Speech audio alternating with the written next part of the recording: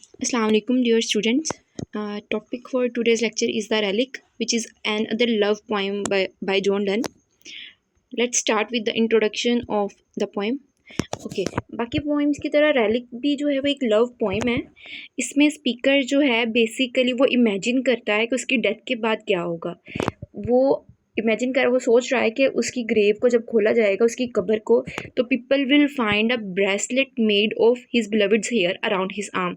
मतलब कि एक ऐसा उनको लोगों को ब्रेसलेट मिलेगा जो कि उसकी बिलवड के बालों के साथ बना होगा। They will consider it a Holi relic. लोग इसको एक जो है वो मुकद्दस इशारा, मुकद्दस निशानी के तौर पे समझेंगे। And believe that the speaker and his beloved were saints, कि वो दोनों क्या थे, वो मुकद्दस शख्सियात थी। Through this imaginative situation Donne क्या प्रेजेंट करता है कि प्योर एंड स्पिरिचुअल लव का, जो कि which is free from any kind of physical desire, जो कि किसी भी किस्म के फिजिकल डिज़ायर से बिल्कुल पाक होता है। इसके अलावा वो कहता है कि वो जो सोसाइटी है वो बाज़ औक़ात जो होती है मिसअंडरस्टैंड करती है ट्रू लव को, और इसको टर्न कर देती है समथिंग रिलीजियस और सुपर नेचुरल में।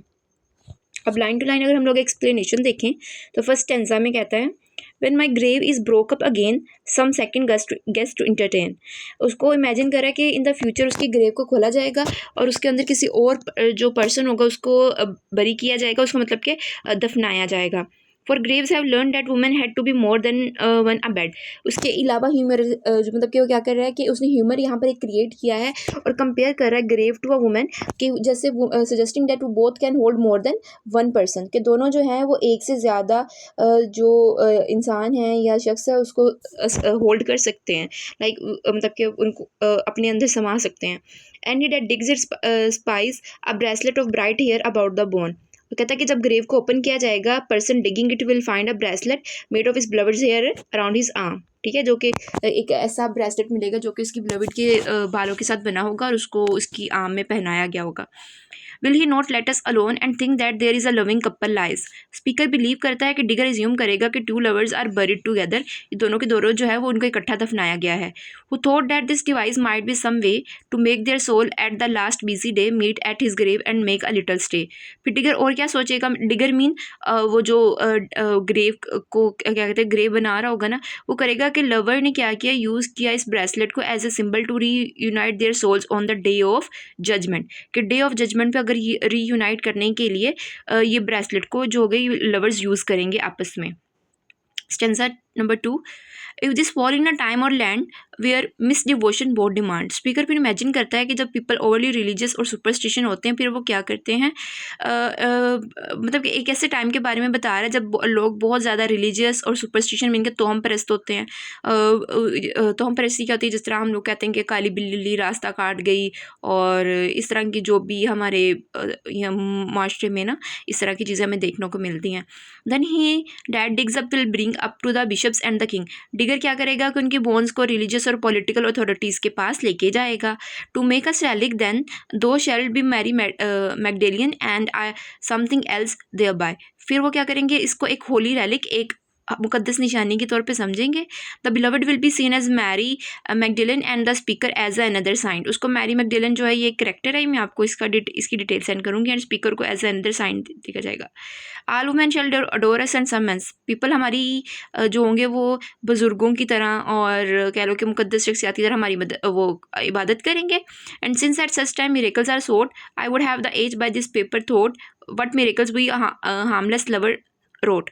स्पीकर क्या कहता है कि लोग एक्सपेक्ट करते हैं मिरेकल्स को, he would like to explain the real miracle of their love. First we loved well and faithfully yet knew not what we love nor why. Speaker कहता है कि उनका लव जो था वो प्योर एंड सिंसियर था, हालांकि उसको जो वो लव की फुली अंडरस्टैंडिंग नहीं थी। Difference of sex we never knew no more than our guardians angels do. उनका लव जो था स्पिरिचुअल था, they did not focus on physical differences between male and female. Coming and going perchance might kiss but not between those meals. कहते हैं कि उन्होंने kissed की occasionally, but their love was not based on physical desire, their love was basically spiritual. तो main theme भी हमें इन lines में जो नज़र आ रहा है वो यही है कि देयर लव वाज स्पिरिचुअल, और जो स्पिरिचुअल लव की बात हम लोगों ने जॉन डन के पोइम्स में की थी कि स्पिरिचुअल लव जो होता है वो बेसिकली यूनाइट करता है टू सोल्स को ना, तो इस पोइम के अंदर हमें वही ज़्यादातर थीम मिलता है। Our hand never touch the seal which injured by late law set free. उन्होंने क्या किया? They never engage in physical intimacy keeping their love pure. These miracles we did, but now alas all measures and all language I should pass, should I let what a miracle she was. Speaker conclude करता है कि उसकी beloved जो थी वो क्या करेगी? Beyond all limits of language वो जाएगी, because she her self was a miracle. अगर हम लोग क्रिटिकल अप्रिसिएशन की बात करें तो ये मेटाफिजिकल पोइट्री है. मेटाफिजिकल पोइट्री एक ऐसी पोइट्री होती है जिसमें हम लोग ब्लेंड करते हैं किस चीज़ को?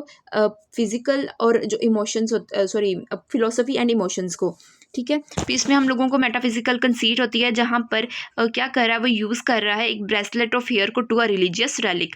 मेटाफिजिकल कंसीट क्या होती है? To compare to different things. एक चीज़ अगर एब्स्ट्रैक्ट है तो दूसरी क्या है? रियल है.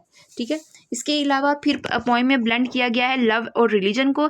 लवर जो है उनको सेंट्स कहा गया है, जबकि उनका जो लव है that is treated as something sacred. ठीक है, और थर्ड जो है पोएम में यूज़ की गई है विट एंड आयरनी. वो क्या सजेस्ट करता है कि पीपल मिसअंडरस्टैंड करेंगे देयर सिंपल लव को और इसको टर्न कर देंगे किसी समथिंग रिलीजियस में. ठीक है, फोर्थ में पोएम जो है स्पिरिचुअल लव की बात की गई है.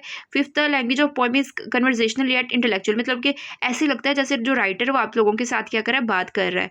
ओवरऑल जो पोएम है वो रिफ्लेक्ट करती है Donne's ability to combine emotion, intellect and imagination in a unique way. ठीक है, सो ये सारा इस पोएम के बारे में था.